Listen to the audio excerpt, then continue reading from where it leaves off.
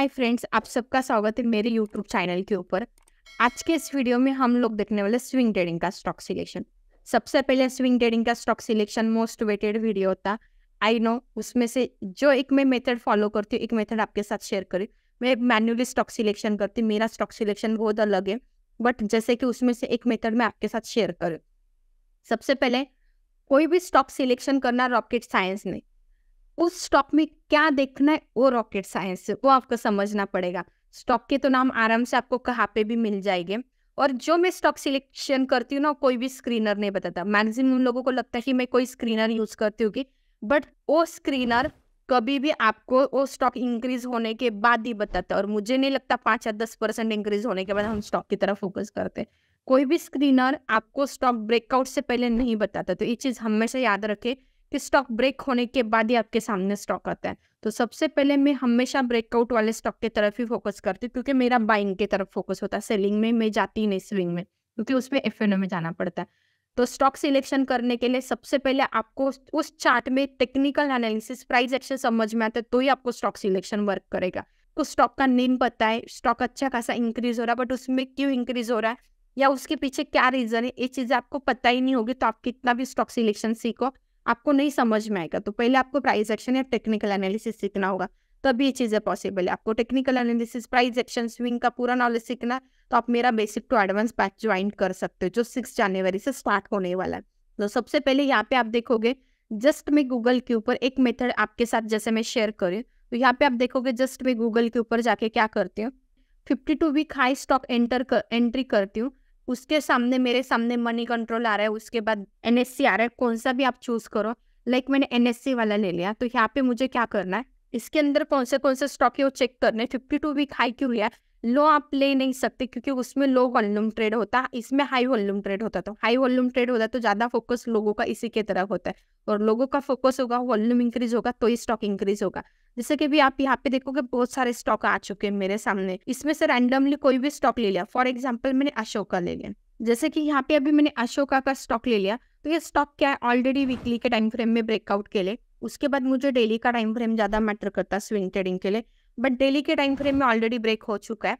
Break होने के बाद इसका ब्रेकआउट 240 को ही था, तो स्टॉक अभी हमें 270 के पास जाने के बाद अपडेट हो रहा है, मतलब डेली अपडेट करे। तो वही मुझे बताना है, कोई स्क्रीनर आपको पहले नहीं बताता। स्टॉक की फर्स्ट एंट्री यहाँ पे थी 240 के ऊपर, फिर हमारा फर्स्ट टारगेट था, तो स्टॉक रेजिस्टेंस के पास जा चुका है। तो हम लोग यहाँ पे प्लान करना हमारा रिस्क हो सकता है, इसके ऊपर जब जाएगा तभी हम प्लान करेंगे।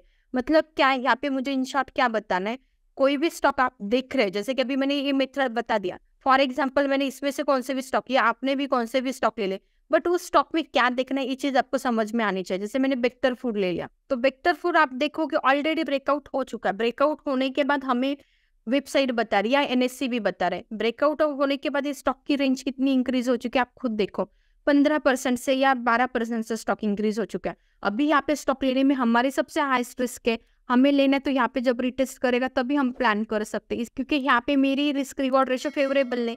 स्टॉक का ब्रेकआउट यहाँ पे था, तो ब्रेकआउट होने से पहले मुझे यहाँ पे प्लान करना था, तो उससे पहले कोई भी स्क्रीनर नहीं बताता, या इवन कोई भी वेबसाइट नहीं बताती। तो जो मेरा स्टॉक सिलेक्शन का मेथड है मैं मैन्युअली करती, तो उसी में जाके मैं सर्च करती। तो आपके सामने एक चीज मैंने बता दी कि जैसे कि आप देखोगे 52 वीक हाई वाले स्टॉक हम लोग जाके देख लेते, इसमें से हर स्टॉक का हम चार्ट चेक करते, जो नियर ब्रेकआउट है हम लोग उसके तरफ फोकस करते, फिर वीकली, मंथली, डेली, उस टाइम फ्रेम में जिसमें ब्रेकआउट हम चेक करते। इसमें से हर स्टॉक, अभी आप देखोगे आपके सामने बहुत बड़ी लिस्ट है, तो हर एक स्टॉक जाके मैं चेक करती हूँ। उसमें से सबसे हाईएस्ट पोटेंशियल, इसमें हाईएस्ट पोटेंशियल देखने के लिए सबसे पहले पूरा प्राइस एक्शन यूज करती हूँ, chart pattern, support, resistance, demand, supply zone, then volume add करती हूँ। एंड फिर उसमें से मुझे फिल्टर करने होते कौन से स्टॉक लेने, कौन से नहीं लेने। फिर जाके मेरा डिसीजन बनता है कि ये स्टॉक मुझे स्विंग के लिए लेना है या नहीं लेना है। वो पूरा डिसीजन मेरे प्राइस एक्शन के ऊपर होता है। तो एक मेथड मैंने आपके सामने स्टॉक सिलेक्शन का एक्सप्लेन कर दिया, 52 वीक वाला, हाई वाला। आप ये सेम मेथड मनी कंट्रोल के ऊपर भी जाके कर सकते हो, बार बार आपको गूगल करने की जरूरत नहीं। एनएससी बीएससी कहाँ पे भी जाके सर्च कीजिए, हमें वो मैटर नहीं करता। तो अभी आप देखोगे यहाँ पे और वहाँ पे ऑलमोस्ट सेम स्टॉक दिखा रहे, कुछ अलग नहीं दिखा रहे।